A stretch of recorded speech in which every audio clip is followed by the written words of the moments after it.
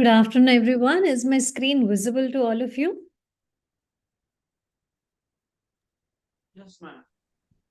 Okay, great. It's 4:05 and I'll welcome all of you to this session and I'll start my session now. So thank you everyone for making time to join me today. I'm Ekta. I'm going to be the facilitator for the session on BRSR for all of you today. Just a little about the company that I have founded and who I am. So the company that I founded is called Binary Green. It is an organization that helps other organizations and individuals in becoming more sustainable and basically enhance their reputation by adopting ESG.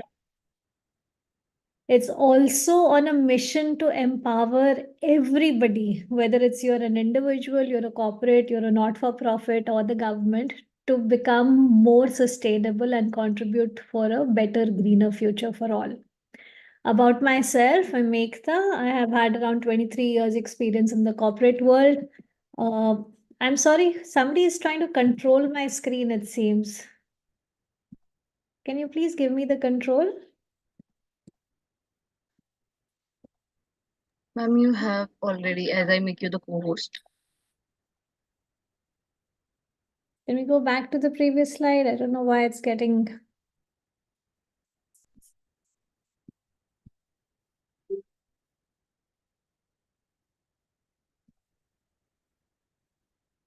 And change my slides either. I'm going to just stop sharing for a second.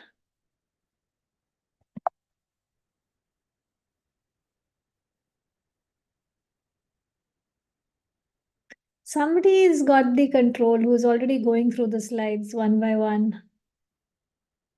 Can you just look at whether it's just you and me or somebody else also has access? Ma'am, actually, we both have access, but in share screen, just you have the access. I don't know how this happening. Let me check.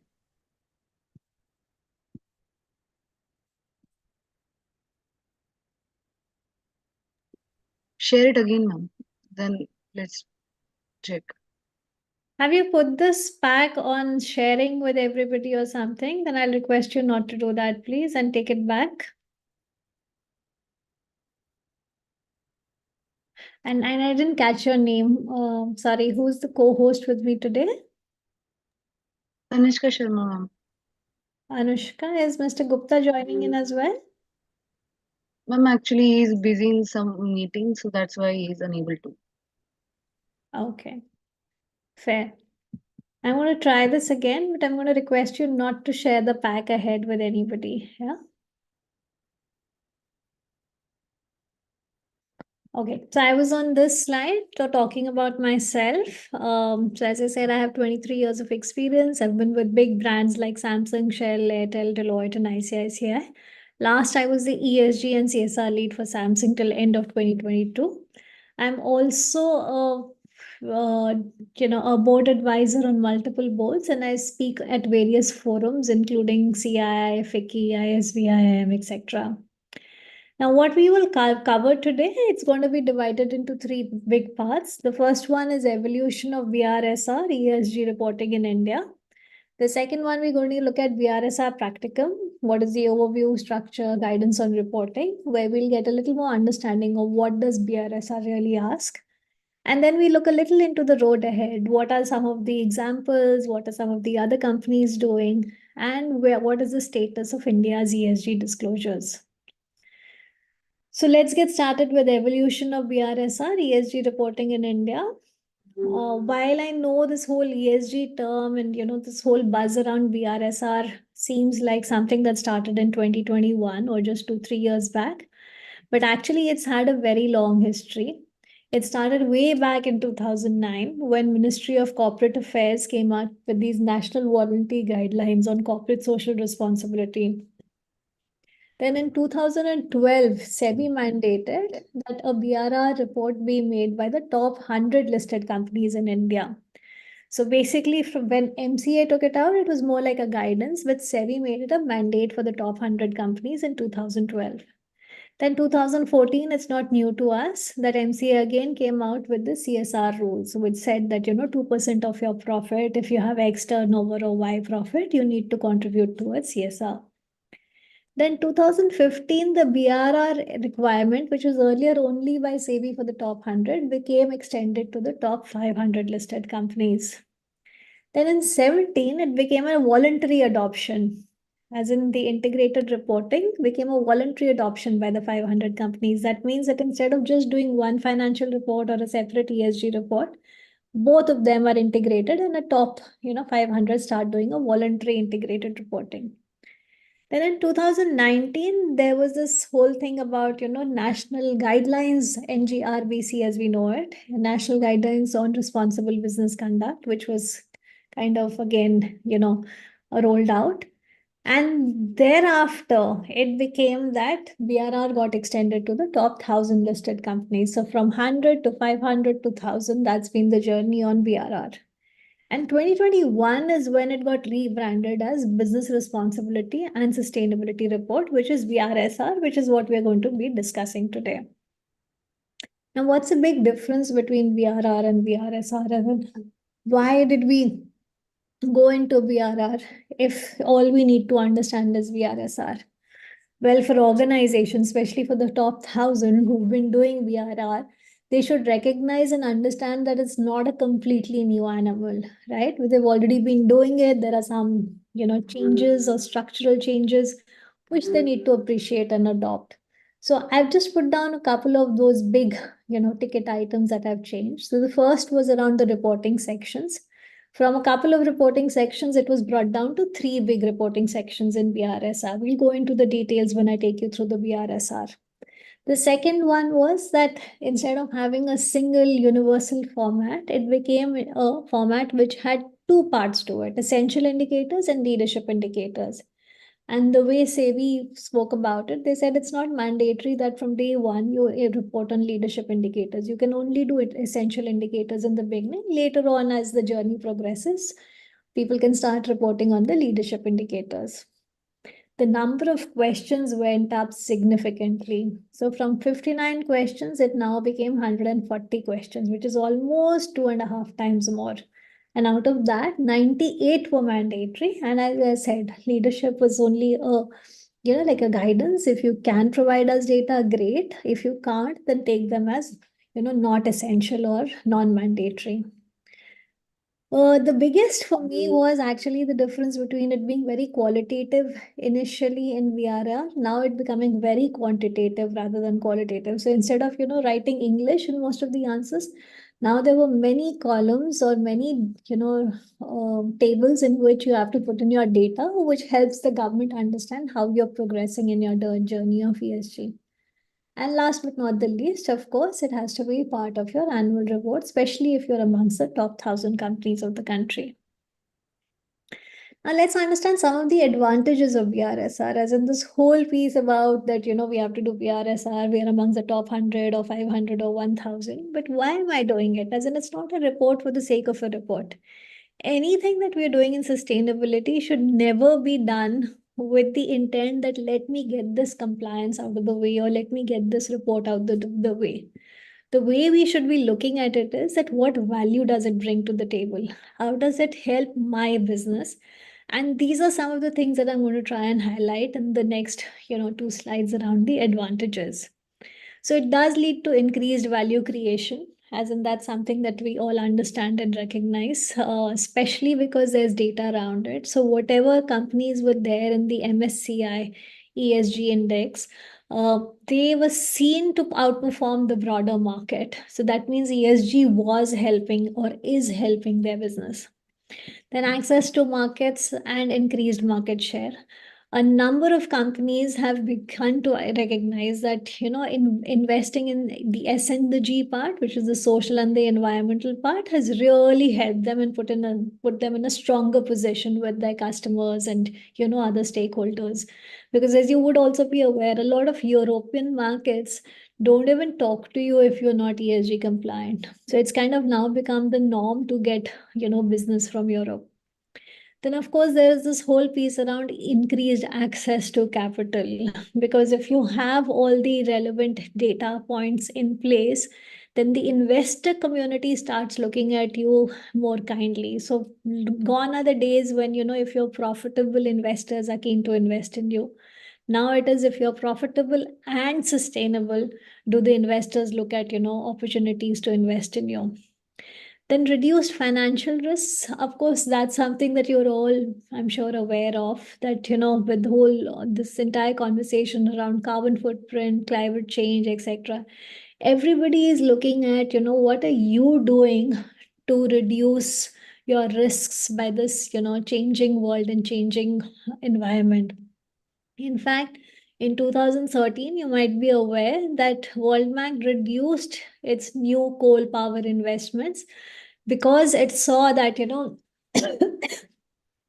coal is bad for the environment. So they decided to now stop investing in coal. And then after that, in 2019, they started looking at oil and gas companies also with the same lens.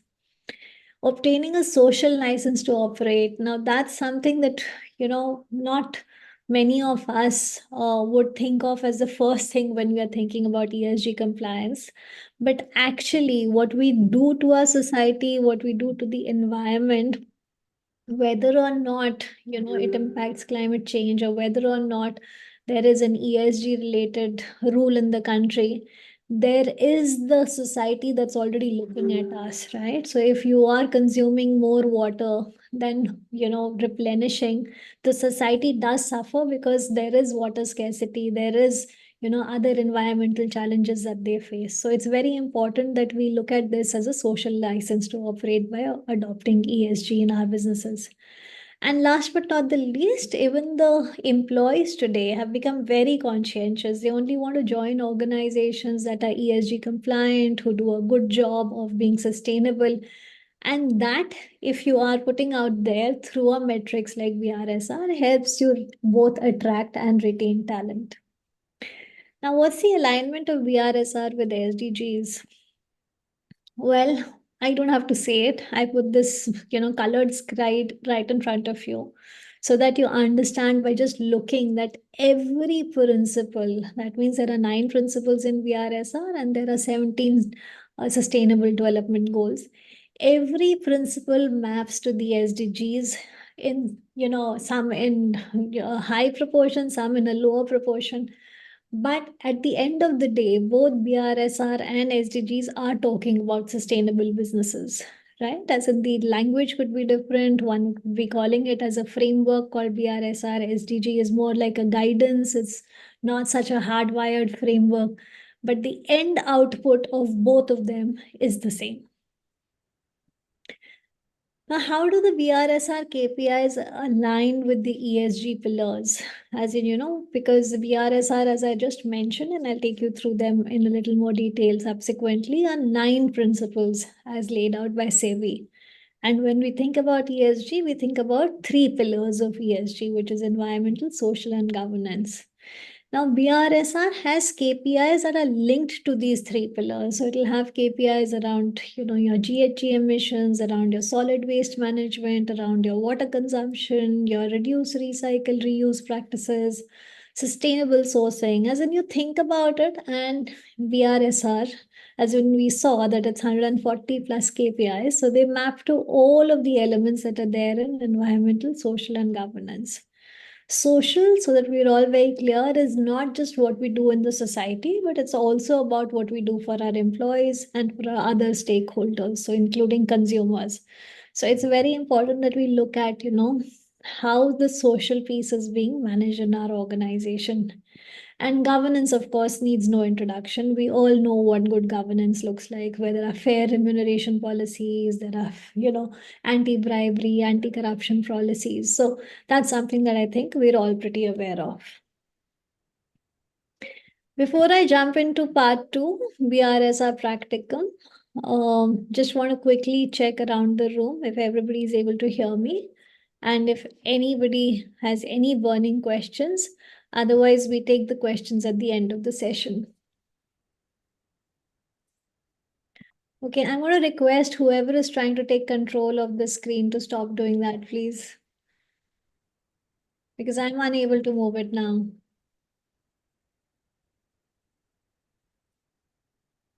I'm going to stop sharing and share once again for part 2. Ma'am, I have muted her by my. Sorry. You can proceed, ma'am, Okay. as I muted her from my side.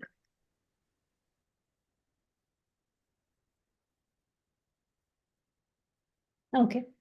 Now let's look at this whole piece around the BRSR section. So as we can see, there is a section A, B, and C. And in this, we are looking at section A, which is the general disclosures.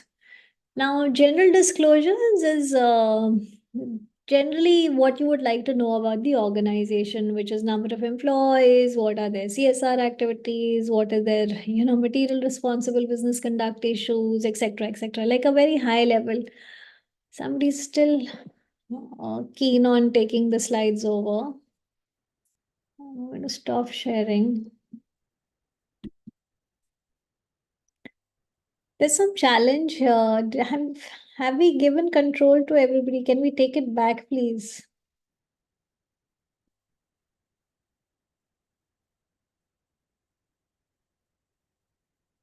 Can I just request if anybody has control also to not exercise that control, please? Because then you're not moving the screen in accordance with what I'm sharing. Yeah?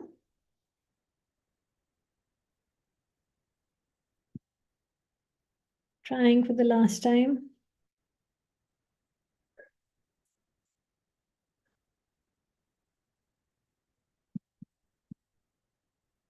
Okay, so we were on section A. So section A is all about the big things that you'd like to know about an organization, and it captures it really well. As in, I would really urge you to look at the BRSR report of some of the companies, and you'll understand what I'm talking about. Now, section A, I've just pulled out this example for you of Infosys, and what they've done is they've done a very good job of identifying their material issues. Now, we may or may not understand what material issues are. Maybe separate, ESG session is done for you on material issues already or will be done in the future. But if I were to just simply explain it to you, these are these issues that you identify as being very material for your organization from a, both a risk and an opportunity perspective. So, for example, you'll get a sense of it by looking at just this example, like the rising demand for global digital talent and inadequate supply is a material issue identified by Infosys. Now, of course, there's an opportunity in it and there's a risk as well. The opportunity is that, increased revenue from higher demand, as in if Infosys can provide that, can find the right talent and can meet that higher demand, then it's an opportunity for them. This also means that, there's an access to a large pool of talented digital, talent, which will help meet the increased business requirements. So because this global digital talent is not just the talent, but it's also the work that the talent does, which is an opportunity for them. However, the risk could be quite big as well, which means that, their ability to attract, motivate, retain all these people. So if they're able to do a good job of, attracting, retaining all these guys, then of course it'll work out well for them. If they're not able to do that, then that means that this opportunity could get passed on to anybody else. And of course, then they have, shared what are the measures that they're going to, take to mitigate this risk, what are the financial implications of the risk, and all this as a standard format of BRSR. This is all information that is there in open domain. You can go and look at Infosys report and you can see all of this and more for yourself. Sorry about that. Now let's look at the section B, which is the management disclosures. In this section, the company is required to disclose information on policies and principles that they are, adopting related to NGRBC. So you would remember I had spoken about NGRBC in my initial slides. And this basically talks about, the leadership, the governance, the stakeholder engagement, and they will ask you to kind of put in the links to the relevant policies, etc. on their website.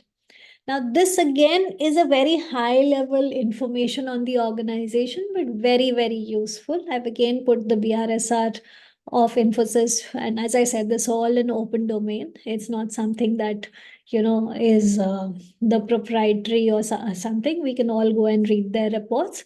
So if you go over there, they'll tell you that yes, we have a management policy for X, Y, and Z. This is the web link to that policy. So whether it's code of conduct or supplier code of conduct or human rights policy, everything is there out in the open. You can click on it, you can read it. And especially if you are somebody who's working for an organization that is starting on the BRSR journey, this could be a good starting point for you. You can look at these policies and see how you can draft the policies for your own organizations. Now let's look at section C. This is the most interesting section for me. This is where those 145 KPIs come into action. And this is where we find out whether an organization is sustainable or not. As in, these are some of those indicators, whether they are mandatory or voluntary, where the company has to share numbers, figures to show their commitment to being ESG compliant. Now, as I'd already shared with you, there are two indicators. One is essential indicators, which are around 98 in number, and the rest are leadership indicators. The essential indicators are mandatory. There's no escaping them. You have to fill them up. Leadership indicators, as I mentioned, if you are doing good work, there is evidence, please put those in. But if you just started your journey, it's perfectly okay not to be able to put them in. Now let's look at the BRSR 9 principles. These are the 9 principles that have been laid out, and thanks to some of the consulting organizations, I think this is from Deloitte, they have made a very nice pictorial representation of it.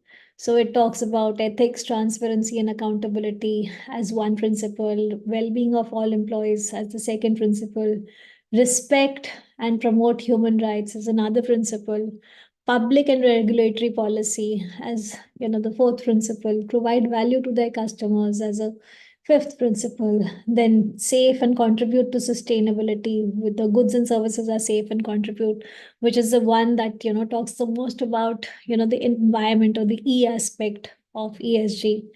Then the others, as you can see, a lot of them were talking to both the S and the G aspect of ESG. Then responsiveness towards all stakeholders and vulnerable marginalized groups. So this is again the S part of it. Respect, protect, make efforts to restore the environment. Another one that talks about the aspect for it. And the last but not the least is the support inclusive growth and equitable development. So as you can see, the BRSR 9 principles are mirrored to ESG. And they have a language which basically talks the corporate languages, and we are all always talking about what are we doing to be responsible towards the environment, to the stakeholders, to equitable development. And that's exactly what BRSR is doing. But what they've done is a really good job of now quantifying all of it. I'm going to take you through a few examples, and I'm going to basically speak for the next 10-15 minutes only, and I'm going to leave the last 15 minutes of the session open for people to share their comments, ask any questions, and let's make it a free-flowing discussion after the first 45 minutes. So some of the examples that you can see, and as I again want to reiterate, this is all information that's there in the public domain. You can pick up any company's BRSR report and go through it. I'm going to take you through the examples of a couple of principles, not all of them, but it will give you a very good flavor of what you can expect to learn by reading another company's BRSR report. Specifically very helpful, say for example, if you are with the banking sector, to look at the BRSR reports of other banks. If you are with, say, the oil and gas sector, to look at the BRSR reports of other oil companies. Likewise, as in if you're with the infotech sector, you could look at Infosys or any tech company for that matter. So it gives you a very good starting point to understand, what is the data that these companies are collecting and how do you kind of represent it in the BRSR report. Now, this one specifically caught my attention. As you can see, this principle 1 is about businesses should conduct and govern themselves with integrity and in a manner that is ethical, transparent, and accountable. Now, there is a small penalty that HDFC has paid in this particular year, and it is, some kind of a National Housing Bank, 4,75,000. I'm sure you can understand with the number of crores of business they do, this is hardly anything.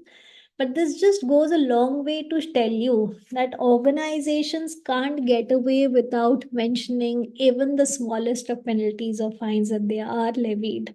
So this is something that would any which ways be in the records of the government and hence gets reflected here as well. So they say that in July 2021, we were imposed a monetary penalty for, some technical non-compliance. But that, that they also want to say that it's not very significant or material in nature, but there is no taking away that you don't report it. You need to put it out there if you've had to pay any penalty. Now let's look at this principle 2 example. So this is an example that I've pulled out of Hero MotoCorp's 21-22 report. Now over here, you can see that the principle talks about businesses should provide goods and services in a manner that is sustainable and safe. And what you'll find over here on this page is essentially that to be more sustainable, you might all be aware that Hero in 2023 or 2022 launched their EV vehicle. And they're saying it over here that, we are spending so many crores in R&D. The EV vehicle development was in progress. You could have had a zero out here as well, right? Why should I spend on electric vehicles? Why do I need to be the most sustainable? Let somebody else figure it out. And, later on, I can maybe copy that technology. But they are showing over here that, they have been spending on R&D to come out with an EV vehicle. And that shows their commitment to being more sustainable. Likewise, for CAPEX, they've said that, we're looking at wash coat optimization, we're looking at lightweight, high efficiency LED lighting, and these all things need high CAPEX, right? So they've been putting in money behind it, and that again is getting reported over here. Now let's look at another principle, principle 5. Now this principle 5 is businesses should respect and promote human rights. And I've taken another example of HDFC over here. There are two ways of looking at this data. One way of looking at it is that there are 2 sexual harassment cases filed here. So the way I look at it is that, the POSH policy is well understood at their organization. Everybody is aware about, POSH. If there is any violation, people go and report it, and the organization is looking into it. Another way to look at it is that, oh my God, this organization has sexual harassment related, activities happening. Now, the reason why I would look at it the first way as something where it's transparent, it's happening, it's getting reported, is that when it doesn't get reported, when it is a 0-0, it does not mean that it's a green organization. It does not mean that it's the organization is like all clean and nothing wrong happens over there. It could be, as in that is obviously one possibility, but there's also a possibility that people don't know about their rights. They don't know where to complain. They don't know how to escalate. And that is a bigger problem in my mind. Yeah. So that's the reason why I picked up this particular case and I'm putting this principle example in front of you so that you understand that having a 0 does not necessarily mean that it's all green and you're all sustainable. Having a 0 at times could also mean that the right policies and right procedures have not, or the right policies have not been communicated to the last level. Now let's look at principle 6. Principle 6 is about, respecting and making efforts to protect and restore the environment. Again, if you look over here, you will see that, they're talking about the total waste generated, the amount of waste that was, recycled, the amount of waste that was incinerated, the amount of waste that was responsibly, disposed. So it gives you a fair idea about, how responsible the organization is towards waste management and towards its commitment to the environment. This is incidentally just a snapshot. All these principles have far more KPIs, as in this is not the only set of KPIs under Principle 6, and neither was it the case in the, the other examples that I've shared, whether it was Principle 5, 4, 3, 2, 1. It was just a snapshot from the principle to just give you a flavor of what this looks like and what organizations are expected to report. Now let's jump into the last section, which is the BRSR core. So BRSR core came into effect in July 2023. And this is something where, again, there has been a bit of a glide path that has been laid out by SEBI and something new for the organizations or the corporates in India. So what they did was they handpicked a couple of KPIs. They said, okay, 145 is a pretty long list. Let's look at some 45, 50 KPIs that are like absolutely core and important for all organizations to report on.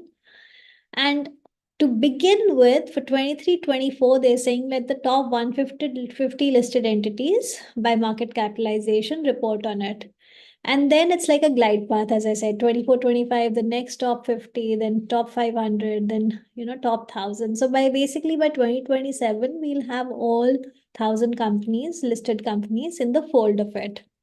Now, what's interesting about BRSR core is that it talks a lot about the supply chain or the scope 3 emissions as to both your downstream and your upstream supply chain that gives you your raw material, as well as your distributor network that takes away the finished goods and then sells it in the market. How sustainable are they?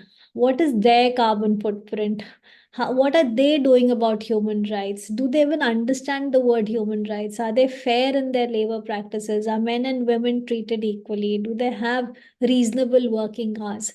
These are some of the things that are coming under the scanner with BRSR core being implemented across the value chain. And since this is a really difficult job, as in getting this data, enforcing this with your value chain, it's not going to be easy. It starts small. It starts with 150 companies, and with us progressing and with the companies progressing and learning along this journey, the ambit or the coverage of this BRSR core will also extend to 1,000 odd companies by the end of 26-27. Lastly, to conclude, how are we doing as India in the global environment? How are we doing in terms of our ESG practices, in terms of whether BRS are applicable, not applicable? As I said, the intent of BRSR is to make the companies more sustainable. It's not a metric or a compliance thing only. It is to see how organizations become more sustainable on all three aspects. Now, very heartening to see, and this is something that was, published in Mint not too long back in November 2023. It said that keeping in line with the global trend, India fares highly in ESG disclosures and, is doing really well. In fact, among the top listed companies, over 50% have already been reporting, which is comparable to as we see it in the EU and the US. So that's really heartening to see, as in, the companies are doing a good job. The government is, of course, tightening the matrices and is tightening the whole system a lot more, and in a good way. Like, from 150 KPIs, they've reduced it to 50 KPIs, but they are the more meaningful KPIs. Then they're also saying that just don't do it for your organization, but do it across your supply chain. So the whole environment, whether it is, the government, whether it is industry, whether it's the consumer, it's very heartening to see that everybody is so aware and invested in this journey. And BRSR is just a tool or a framework to facilitate this sustainability journey for the corporates in India. I'm going to pause here. As I said, I'm going to leave the last 15 minutes for, everybody to kind of ask me any questions. And it's going to be more of a free-flowing conversation. It's not just going to be one way me speaking, which has been the case till now. So anybody wants to share any examples of the good work that they have done, where they have, already been doing BRSR, some learnings that they have learned and would like to share. That's what I'd like to invite from the group right now. Ma'am, I have a question.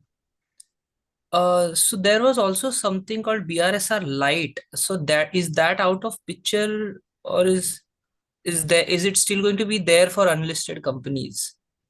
It is still there. It's very much there in the environment. It's there for us to download and see. However, as you very rightly said, it's not something that has been enforced. It's been left as something as, not mandatory, but a voluntary thing that companies might decide to do. So with that, the intention is that if you're not being mandated, if somebody decides to do it, they're really showing their commitment to being more sustainable. Okay. And with respect to BRSR core, so the intensity adjusted questions with respect to purchasing power parity. So there has not been any like which should be the source for the purchasing power parity factor. Uh, you get Could my you question? elaborate? Like, Yeah. so if a company has 15% revenue from, let's say, England, and 85% of the revenue is from India, and we have to adjust the revenue with respect to purchasing power parity. First, there is no, I couldn't find anything like from where should the purchasing power parity be selected, because even from World Bank, and there was one more official website. So one there was 22.7, and in another location there were 23.5. There was also difference in the purchasing power parity factor. So if you could let us know little on which factor has to be taken for adjusting the revenue. I would generally, Sunny, go to these websites only, as in your source is absolutely spot on. But since you're saying that it's giving you two conflicting numbers, I wouldn't be able to comment on it. Uh, Maybe you could, drop me the specifics later about the two, sites that you've checked, and I could look into it and come back to you. Okay, okay, yeah. Thank you, ma'am. Thank you. Okay.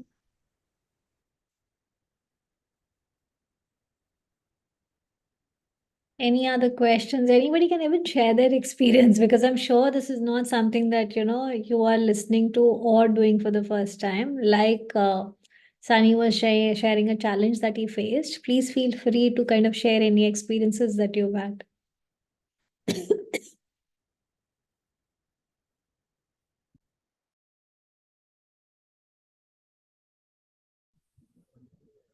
Hi, Ekta. Rupesh this side.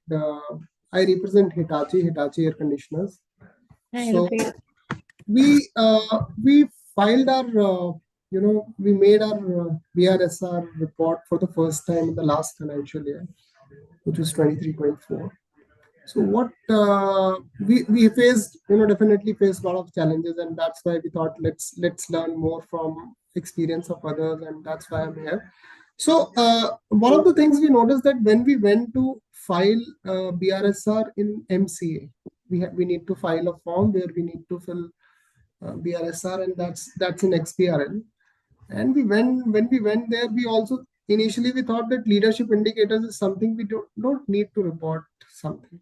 But when we went for filing, that form in XBRL, we noticed that unless you put something there, the form would not go. Which means essential and leadership are just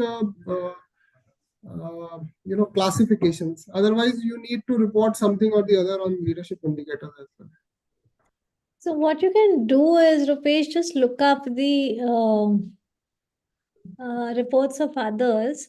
Like, I very clearly remember seeing, a lot of reports which said that not being currently captured or not being currently this thing. So that means what they may not have done, as in that's a very high possibility, is let it go blank. And when that be the case, that does not necessarily mean that that becomes a pressure point for you to make sense and write something. Not applicable could be a very standard thing that you put in all this thing, but it's actually not applicable is not the right English, as you can understand. So not being captured or something to that effect is something that you can write and just uh, proceed with this. So it's definitely not a requirement in the sense that if you're doing it for the first time, you should be ready with both essential and leadership. But yeah, this challenge could be there more from a format perspective. Okay, fine. Thank you. Welcome.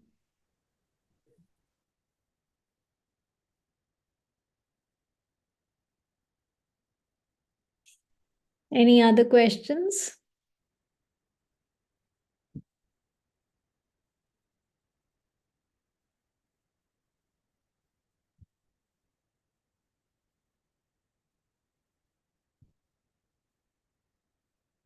Anybody else who started doing it would like to share their journey?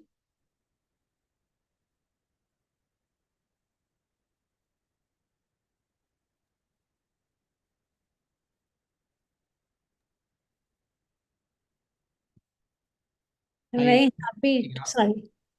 I acted this side. Ashwini Rastogi. I'm a social writer. So basically, from the learning side, we have gone through from each state how the PSR. Your slide is very wonderful.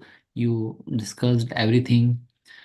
From a learning point, we have completed our journey. Just want to join some uh, for our opportunity to serve a better for BRSR. As a social worker, what are the opportunity for us? Can you please elaborate? So look, the opportunity is really to be able to make a difference in these KPIs. So the first part is always when we say now what gets measured gets improved. So the first part is always starting with the measurement. If it's happening in your organization, great. If it's not, then you start. And you don't wait for it to become mandatory for you. You may not be in the top 100 or 500 or whatever be the clause that stands today. But if you start measuring, you will at least know where you are.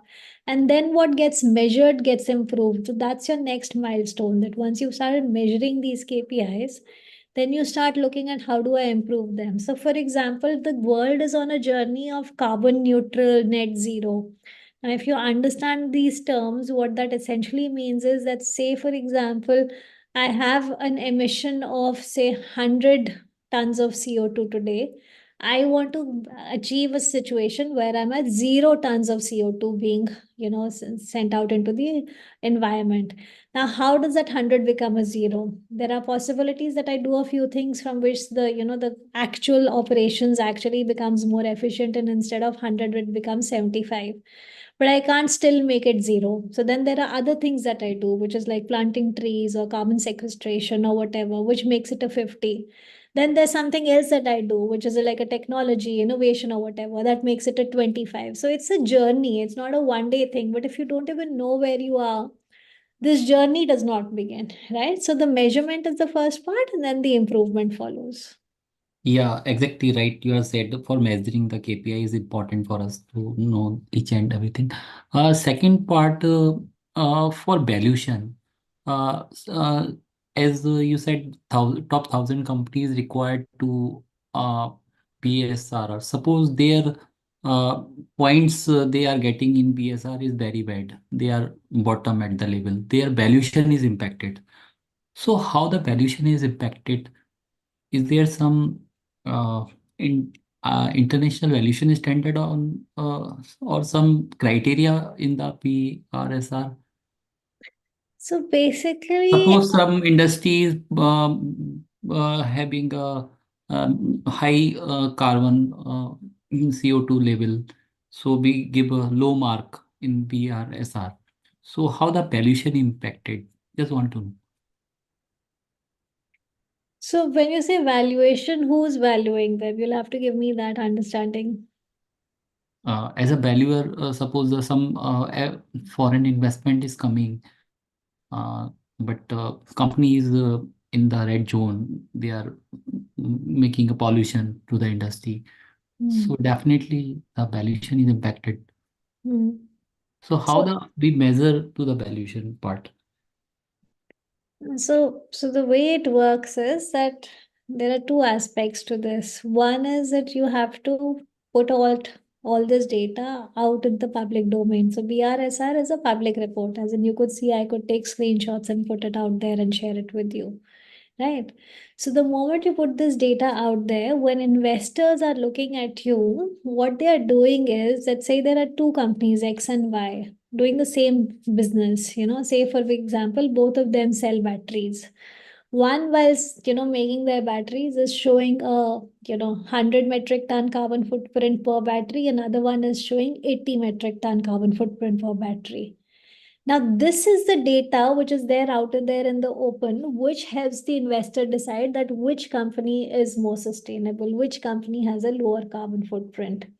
Now, if you are beyond BRSR, as in you don't just do BRSR, but you go for this Dow Jones and MSCI index and all that. These are rating agencies which look at your websites, which look at all this data that you put out over there and give you a rating.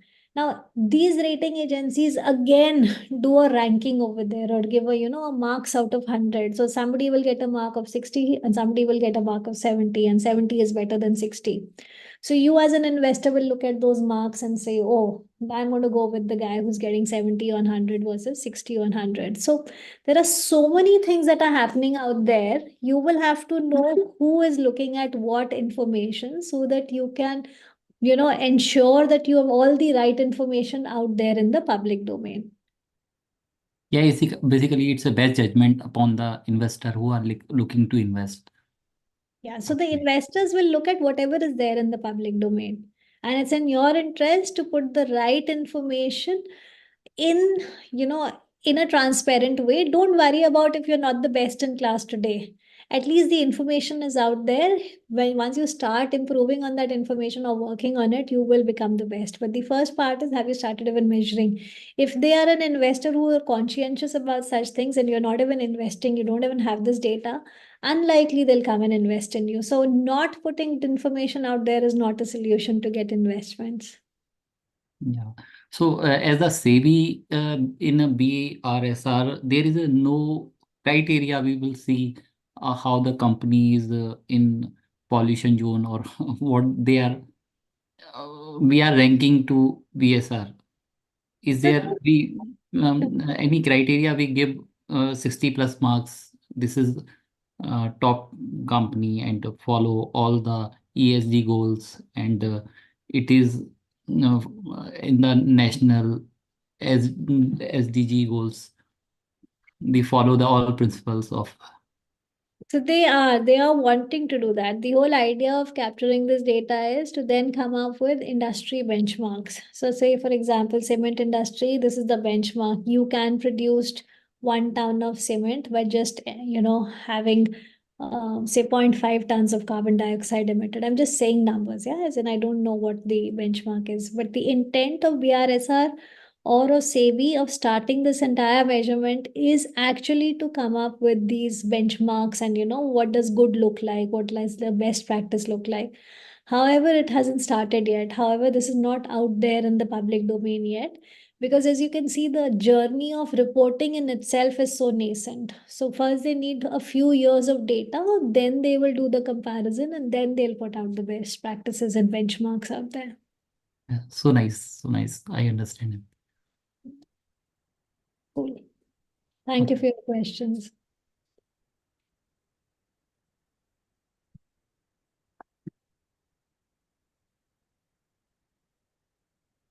We have another 5 minutes in case anybody has any comments, any questions. Otherwise, we could close the call early.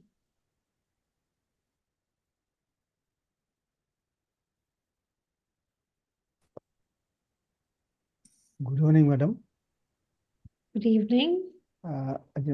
Madam, before filing this BSR, that is the just you told there are various criteria of filing various that is generally who checks this BSR standard. That is one company generally after filing, just you said that is the cement company. Generally who checks the standard, that is after filing this, then what is the authenticity, that is what is the authenticity of that figures, who generally checks? That's a very good question. Is that Mr. Shambhu? Who asked this question? Yes, madam. Yes, madam. My name is Shambhu Acharya. I am practicing cost accounting. So, Mr. Shambhu, the whole journey that I shared with you till now was, voluntary, then it became mandatory. But again, there was no such clear criteria of who is kind of auditing those numbers and you're putting the stamp behind it and saying that, I have seen and this number reported is absolutely correct. Now, SEBI has come back with, absolutely clear guidelines on, the numbers that get disclosed under this whole BRSR framework have to be confirmed by their auditors. That means there is a due diligence that the auditors have to do. And that's glide path that I shared with you, the top 150, then the next 250, then 500, etc. So the top 150 have to put out their BRSR reports, which have been audited, confirmed by their auditors. There is no, it's not like a good to have, or if you can do it, and if you cannot do it, it's still okay. It's now become a mandatory requirement. Okay, thank you, madam. Because in our cost rate report, I did not see anything, but in statutory report, generally there is the provision of the statutory auditors to give one statement regarding this. Yeah, so this is now applicable to the first 150 organizations by market capitalization. Good evening, madam. I'm Shiv Prasad from Bangalore. Yeah, sure.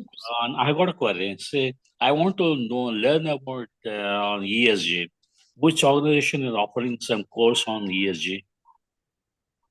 What are the openings? Yeah. So Prasad, there are multiple, organizations that are offering, including my own, as in I myself offer capacity building sessions. So you can write to me if you have any questions, and if I have an upcoming session, I'll be very happy to have you on board. Broadly, what's important to understand is that ESG in itself is a very big topic, right? And what do you want to understand in it? So, for example, your focus could be more on the BRSR compliance part of it. Your focus could be more around, okay, I just want to understand what is, how to measure carbon footprint, how to measure GHG emissions, and how to calculate, the carbon footprint of the organization. So that could be another focus. You could come back and say that, oh, I want to learn more about circularity. How do we become more circular in our operations? Have zero waste. So say, for example, the companies like Coke and Pepsi and all are very invested into circularity because their biggest footprint is of the plastic waste that they generate when they sell their products. So depending on what is the focus that you have, it would be good to choose and invest time. But there are many of these courses, which, including, as I said, I conduct, which are more generic in nature, which are like, just 4-5 hours of sessions spread over 2-3 days. Do it like 1.5 2 hour sessions, and then you are done, which gives you an overall understanding of the, landscape, which means you'll understand what is net zero, what is climate change, what is ESG, what are the big things that are happening in ESG, but will not make you a subject matter expert and then, help you do some specific detailed job. If there's a specific detailed job, then you'll have to ask me separately and I'll guide you to the right forum. Can I have your contact number or email ID, etc.? Sure. So you can take my email ID. It's Binary Green. The name of my organization is Binary Green, BINARY Green 101@gmail.com. I can put it on the chat also over here. Please.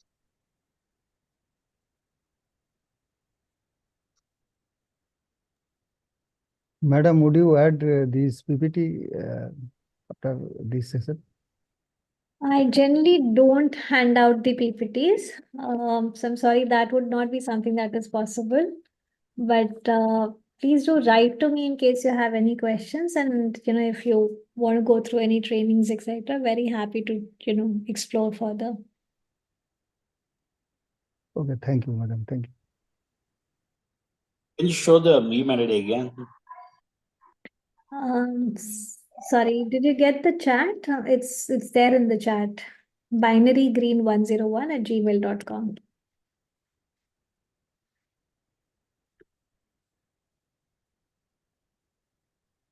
Binary Green 01.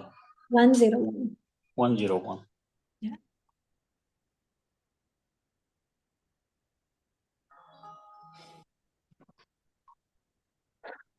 Great. So we're on the hour. Thank you so much for being such a wonderful audience, and look forward to staying in touch, and do reach out in case you have any questions. Thank you. Thank you. Bye-bye. Thank you. Thank you, ma'am. Thank you. It's great having you, ma'am. Thank My you, madam. pleasure. Thank you. Bye. Thank you, ma'am. And thank you all the participants for your kind participation. Here we wind up. Thank you and a very good evening, everyone. Thank you.